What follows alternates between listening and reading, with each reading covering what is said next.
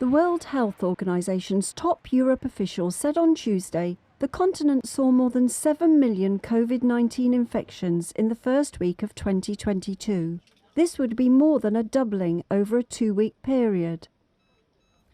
At this rate, the Institute for Health Metrics and Evaluation forecasts that more than 50% of the population in the region will be infected with Omicron in the next 6 to 8 weeks. Kluger said 50 out of the 53 countries in Europe and Central Asia have now reported cases of the Omicron variant of the virus. Omicron is quickly becoming the dominant variant in Western Europe and is now spreading into the Balkans. The Omicron variant represents a new west to east tidal wave sweeping across the region on top of the Delta surge that all countries were managing until late 2021.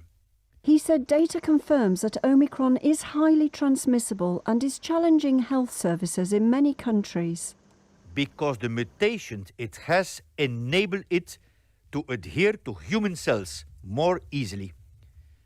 And it can infect even those who have been previously infected or vaccinated. Kluger also called on countries to keep schools open. He said that schools should be the last places to close and the first to reopen.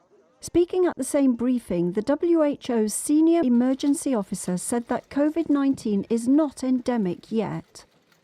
But what we're seeing at the moment coming into 2022 is nowhere near that. We still have a huge amount of uncertainty.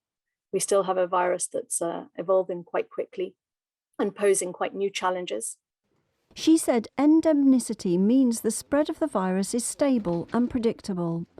Spain's Prime Minister Pedro Sanchez said on Monday it may be time to change how it tracks COVID-19's evolution, to instead use a method similar to how it follows the flu, because its lethality has fallen.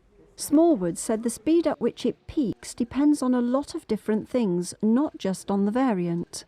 It'll depend on the background immunity in the population, the vaccination uptake in the population, and how that impacts on the transmission of the virus. It'll depend also on the measures that are imposed in order to curb transmission. She said COVID-19 may become endemic in due course, but it's difficult to predict the time at this stage. Joy Duguid, NTD News.